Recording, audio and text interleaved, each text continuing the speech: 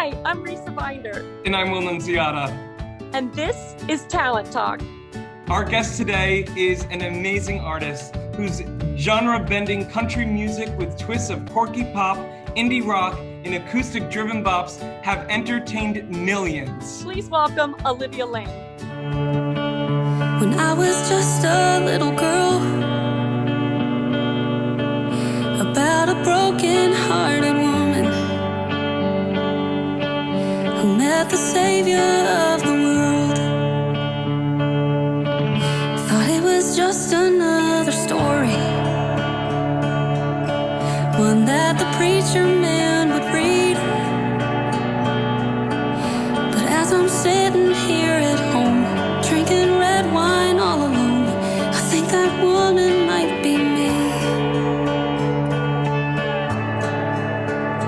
'Cause tonight I feel just like the woman at the well, wondering how someone could love me when I can't love myself. But you want me as I am, and that sounds crazy. I guess maybe that's why grace is so amazing. Staring at that empty bottle. Well, hello, Olivia. How are you? I'm so good. I'm so happy to be here today with y'all. Well, Risa, you have such talented friends. Hello. Oh my gosh, I feel the same way. I'm so thankful that Olivia is hanging with us today. Olivia, the audience just got a little sneak peek of the music video of your brand new song, Woman at the Well. And you have had already at such a young age, an amazing career. But I want to dive into first, if it's okay, where you grew up and when you knew you just had this beautiful gift. Man, so I'm from Houston, Texas originally. That's where I grew up. And so I'm the youngest in my family. It's me and my older sister, and we always joke like she got the brains and always was reading books and the sports. I mean, literally, and like what was left over was like the art. So that's what I got. But my mom was actually a Texas regional country singer when she was in her early 20s. And her and my dad got married pretty young. They got married in their early 20s. And so when my mom was on this journey, my dad saw what she was going through. So I really think both of them were fairly equipped to have this artistic child growing, like as I was growing up. And they put me in everything. I kind of had like this emotions problem. Like I would just have these massive fits. I just had a lot of feelings. And so they put me in musical theater. They put me in guitar lessons. They put me in vocal lessons. I mean, just from a really young age. And it really leveled me out because I had an outlet. And that's really what music became for me. And my mom would always make sure that I had every record that I wanted. She made sure she was playing all the great vocalists for me, all her favorites like Trisha, Reba, Dolly, Carole King, James Taylor, Frank Sinatra, Aretha Franklin, like all of the above. She was making sure that I was hearing that, not just like Britney Spears and NSYNC, what I was hearing on the radio, which, they're amazing too. But yeah, I'm really, really blessed that my parents really guided me and believed in me enough to be like, no, you don't need to do like the doctor engineer thing. Like, we believe in you. You are an artist. You can have a career at this. You just got to work really hard.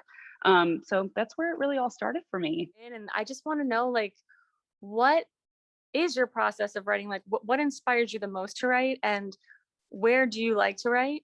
All that kind of fun stuff. Yeah. Well, I'm a very long-winded answer, so I'll just take you back and take you through the whole thing. Okay. Goodness. So I grew up in Houston until 16. And then I saw all of these girls like Selena Gomez, Demi Lovato, like moving to LA, accomplishing their dreams, these Texas girls making it big. I was like, I gotta go there. So for a lot of my life, I thought I was gonna do acting. And acting is about playing other parts. And when I had pretty much a career shift midway through college, which I went to 2 years of high school and 4 years of college in Los Angeles, and I was a theater major and also pursuing a songwriting minor, I just had a complete change of heart in college. And I was like, wait a minute, I'm so done with LA. I'm done with acting for a minute. I want to be a songwriter. I got to go to Nashville. And so then I had a left turn to Nashville. And then, Okay. yeah, in like 2013, I started the songwriting thing, and going from playing parts to actually being like yourself and talking about yourself and who you want to be, that's really a tough transition. And it really was tough for a few years to try and retrain my brain. And I realized, I mean, I was writing songs, I was on the road, I was touring, I was doing a lot of stuff. But there's this point you kind of have to go through as a songwriter where you're like, how real do I be and how much do I listen to my co-writers? Like, how much of me do I put out there and how much of me is too much? You know, like you kind of go through this whole like, oh, you're just trying to figure out like who you are and how to write and who you write well with. So it really is just kind of a trial and error sort of process. But I got to the point in like 2018 where I started losing my voice, and it was a really leveling time for me as a person because my livelihood was stripped from me, and I just wasn't taking care of myself. And it really, that whole process of me learning how to take care of myself. I mean, I went to vocal therapy, I went to mental therapy, I went to acupuncture. I tried everything under the sun because I was just in needing of healing. And it really fortified me, that whole process really fortified me and refined me as a songwriter, because I realized that I wasn't actually genuinely singing from an authentic truth. I was just I was a performer, you know, I was really good at that. And I was putting on different faces and different things. Oh, you want me to be the country girl who sings about God? Great, let's do it. You want me to be the sexy whatever girl? Okay, I can do that too, because I could and I was able to, but I wasn't living my authentic self, you know? Did you find at a time like when you sang, because I went through this as a songwriter as well, like when you sang cover songs that people knew, they react a certain way. And then when you sing your songs, they are learning who you are and things like that. But then it switches and you gain this confidence about who you are and how you write. And then you want to sing your songs more. Did you go through that as well? Absolutely. I mean, and it's such a diva thing to say, but like early on in my career when I was doing, you know, the 2-hour gigs, the 3-hour gigs in a middle of nowhere club in West Virginia, and you're like, what am I doing with my life? But you play these venues and you're like playing Shania Twain songs and like rock medleys, and they're like, wow, we really love the cover songs. And I'm like, but what about my original song? Yeah. Did you hear those? Did you want to go listen to those? And like there's this shift that happens when you really start, like, you know, those artists were true to themselves. They that's what they found, and that's why those songs resonate.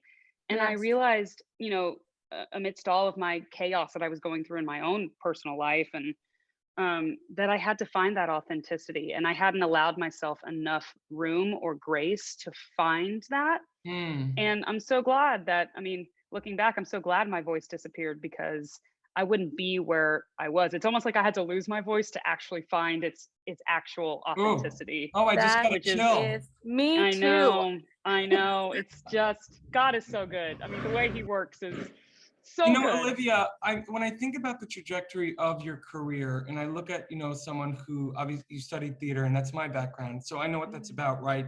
You get in the trenches and you're learning how to speak the truth to words. And so then you come to a point where you realize that you actually just want to speak truth to your words. And like you said, you had your livelihood, but also your bliss. It's only a few inches. People don't realize. It's a few inches of your bliss taken away for you to look within. And then for you to realize to be not a second-rate version of someone else, but you wanted to be the first-rate version of yourself, to quote Judy Garland. Because look at, nothing against artists that love to sing cover songs. God bless America, you know? Yes, we need them. We need them. They're a warm, comfortable blanket. But the fact that, Olivia, you've taken the time to look within, not only for yourself, but now for the millions of people you touch, because I'm looking at the little girls out there, the Olivias out there, who might think that their voice isn't enough. And that they hear then about your story. And thank you so much for being so vulnerable with us today. And it's healing. It's healing for us, and it's healing for the world.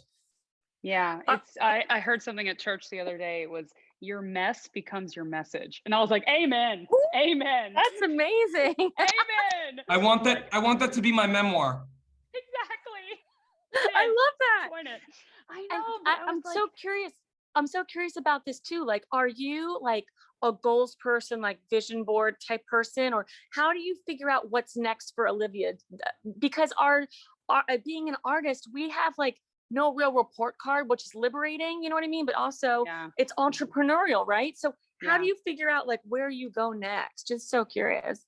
Yeah, well, I feel fortunate that I've had a lot of really smart people guiding me in my life and in my career.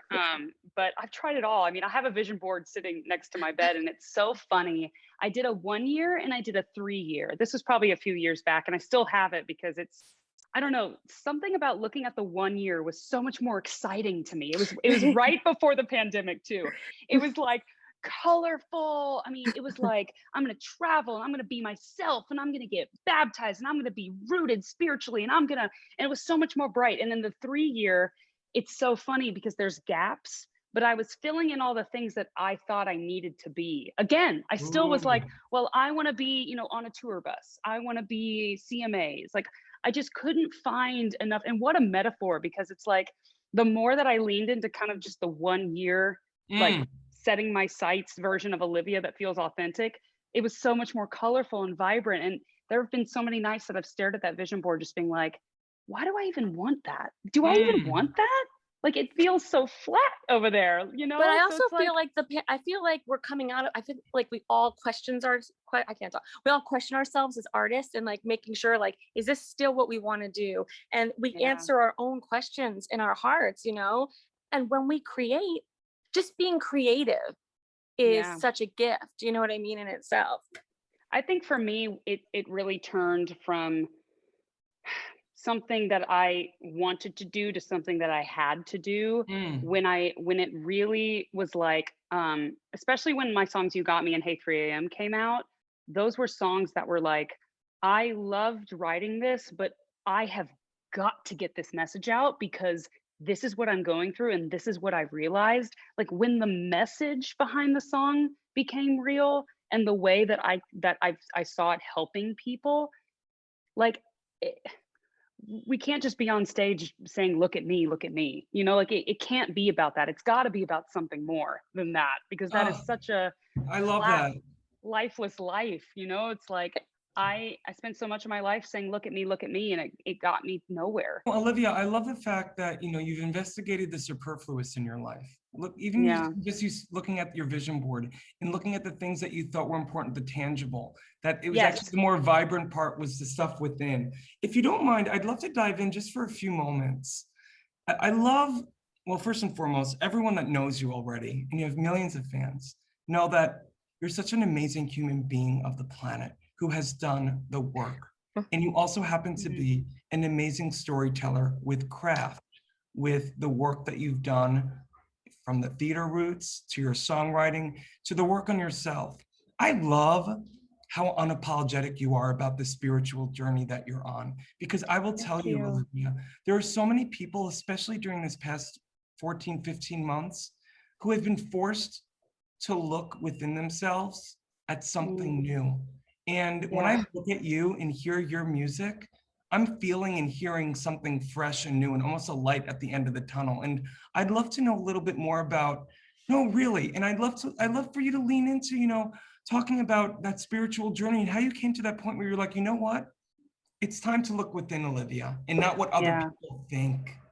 Yeah, absolutely. So, oh goodness. So for a long time, especially in my LA chapter, I was pretty heavy in the atheism world. I was raised Christian. I'm doing little finger things because it's like, I don't even know if I really was, because I didn't fully understand what I was being taught. I think there's a really big shift going on, especially in the Christianity world, where it's like, no, it's not about religion. It's not about the rules. It's not about the shame. It's not about the wounding. It's not about keeping you in bondage. It's actually about freedom. And it's about relationship with God. It's about a father who loves you and wants the best for you and wants to change your life and wants to give, and give abundantly. Like, not just give you a decent life. It's like the things that he's done in the 3 years that I've been a believer, it's loco cuckoo bananas. Like, there's no other explanation for it other than God. And I was actually, so kind of finger quotations Christian, which probably was really not Christian at all. Moved to LA, just could not figure out how people believed in anything. You know, like I was experiencing so much failure and so much, I was like, how can there be a God if all of this chaos and crap and bad stuff happens and terrible emotions happen? And how is there even a spiritual world at all? Like, I just did not want anything to do with it. And you fast forward, I get to Nashville, and it's just so funny because it's like literally God is in my songs, and I like wasn't even a believer. It's like, so again, playing that part. But I was as I was going down my therapy journey, I was undoing a lot of just different childhood past wounding and a lot of bad negative mental scripts that I had that goodness dated back to things in my childhood that I had no idea. Like I was living on autopilot. And my therapist, she really challenged me. She's like, a healthy human is 4 bubbles: spiritual, logical, emotional, and physical. So we've done a lot of work I on love these, that. but Wow. yeah, but I your love that spiritual too. bubble is non-existent. And I was like, ew, I don't want to do that. Gross. Don't want to do that. Blech. But she challenged me to figure out my spiritual life, and I had to make a choice. It's like, if I want to be a happier, healthier version of myself, I have to figure out what spirituality means to me. So And within the mess, found your message. Dove into that mess. I mean, that mess definitely became my message, because it's amazing. It's like I was really open to what I wanted to believe, and then all of a sudden I had a visual encounter with Jesus, which sounds loco cuckoo bananas, but like that's Olivia, that's no, it something. doesn't. It's You not. know what? It's not. You know what? I think people get signs every day. Olivia, I found out I was pregnant in a cup of coffee. That's the sign that God gave me. I mean, we all have had, I'll tell you another time about it, but like, we all are open. If you're open to it, Yeah. you just have to be open. Do you feel that way, Will? Oh, absolutely. I mean, even in finding my husband, you know, I think I found him. He found me. I don't know. Well, it depends on who tells the story. But it wasn't until, Olivia, you mentioned letting go of the habitual noise and narrative we tell ourselves. Yeah. It's when we release the expectation and the noise, we get to actually finally look within. And it wasn't until I found myself ready spiritually, emotionally, and mentally to invite someone into my life when I was at a healthy place. Yeah. Like the universe, God, whomever you want to say. But at the end of the day, it's all about releasing. And Olivia, I just love the fact that you are so unapologetic at such a young age, spreading your light in your gift. And again, I know of people of all ages, of all genders, of all creeds, but I think of the little Olivias out there. I think of my niece, who is gonna be able to now know about you if she doesn't already, and she hasn't told me yet, but to look at Olivia Lane and say, I want to be just like her. Yeah, it's so surreal to think about, but like there's so many artists who are like, I'm an inspiration and blah, blah. I'm like, no. I want to be a role model. Like that's a very clear delineation that I want to make for myself, because I had this girl. It's not about you, Olivia. It's not about me. Exactly. It's not about, art is not about us. It shouldn't. It should be about the audience. It should come from somewhere and go out into the world. And you're doing that, you know. And dare I say that healing. Yes. And dare I say that all 3 of us have done our own work to come to that place. You know what I mean? To come to that place where actually the 3 of us were born with gifts, but the 3 of us at the end of the day are vessels. That's it. Truth. Preach. Hey, Olivia, are you ready for game time? Oh, I was born for game time. Is there a lucky number in Olivia Lane's life? There is 9, 29, and 429, which it actually is the day I was saved. But like 29 and 9, like, and when it's with a 4. So we have a book of questions. Yeah. Okay, so let me do 29. I'm going to turn to question 29, and will you do 4? You bet, baby. Okay. This is so exciting. Let's find question 29. What little thing makes you way more happy than it should? Oh, Why is this the first thing that came to my mind? Go. Like when I allow myself to eat like junk food, because I don't do it a lot, like I love Cheez-Its on top of cheese. I can't. That's That's the amazing. first thing that came to my mind. But like I just love like just a Cheez-It, and I buy like the crappy cheese packs at like Kroger, and that's what I eat. And That this That's brings me so much happiness on a joy. plate. that is happiness on a plate, and this is what Talent Talk's all about, kind of pulling back the red curtain and then also opening up your fridge. Exactly.